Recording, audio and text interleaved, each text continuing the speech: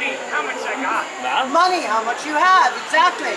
Can I afford to go get that fancy dinner that's being made by that chef His Majesty brought in?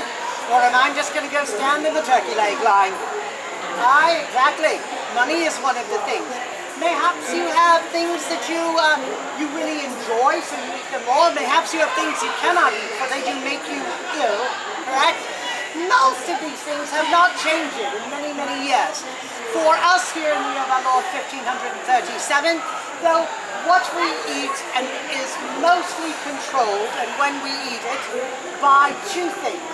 The first of those is indeed, as you said, good sir, money, your financial situation. your station. Aye. And so, the more money you have, obviously, the better you're going to eat. So, for example, His Majesty will be having a grand feast tonight that Mayor McGregor will be putting on. Now, I hope his new cook does well because His Majesty loves my cooking. But the way that His Majesty is served might be very different from what you are used to.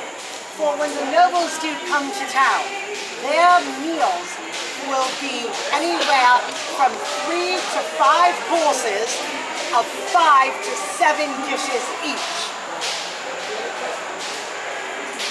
For those of you that are not good with the maths, that is anywhere from 15 to 35 different dishes that must be prepared. Yeah, I don't have nearly 35 fingers and toes. Aye, not indeed. And so it's not just His Majesty and Her Majesty that are being fed, it is the entire court that is being fed. So the way that it will happen is there will be a long, grand table. His Majesty and Her Majesty will sit in the middle, as it should be. Then, on one side of him will be the Duke of Suffolk, the reigning Duke in the land. To the other side of him will be the Duke of Norfolk, the other Duke in the land. And then from there out will be the Marquesses and Marchionesses. And then there will be, after that, the Earls and the Countesses. And after that will be the Viscounts and Viscountesses. And after that will be the Barons and Baronesses. And then it will be the Knights and their wives. And then it will be the poor little masters and mistresses. So it does go by rank, and some of them are very rank indeed. Not as rank as our former mayor, but... But if you are a baron or a lowly knight, you might want to fill up on the bread. Aye, because, well, when I was cooking, most of those plates were picked clean before they made it below an earl or a countess.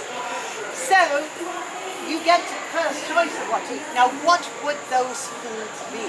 Well, for their majesties, or the nobles, they ate a lot of meat and poultry that was prepared very lavishly. So they would have a lot of lamb, a lot of beef, and beef was actually very expensive because contrary to popular belief, we have all the sheep. Scotland has all the cows. I know, not what you were taught, right? Aye, but you've heard of Angus beef, right? Aye, comes from Scotland. Scotland has the beef. Yes. We have the cow. Yes, if Mistress Wendy had known that, she wouldn't have asked, "Where's the beef?" It's in Scotland. Aye. So, but His Majesty can afford to have that brought down. And so there will be probably a beef dish, and there will be a dish of lamb. There may be some more exotic meats like bear. There will be all sorts of poultry, chicken, quail, dove, peacock, which is often served inside of the peacock with its feathers plumed out.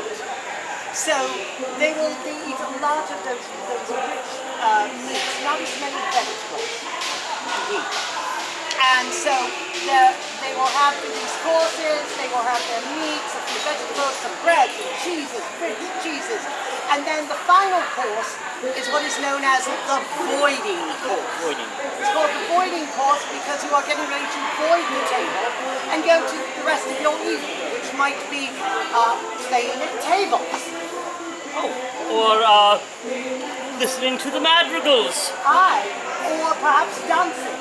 So Or you just... bear baiting. No bear bait. Well, how else are you going to have the bear if you don't bait it? So So, you do take your food with you as you go, leaving a void on the table. You may have also heard this referred to as dessert. This is the word that the French use. Let's think of it as you eat it as your deserting table. So it is called the voiding dish because you're avoiding the table. Aye, just like deserting the table, but here in England we call it the voiding dish.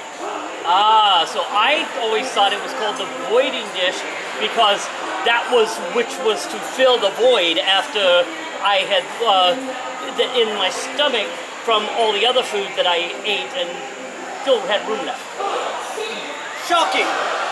I find that shocking. You had room left.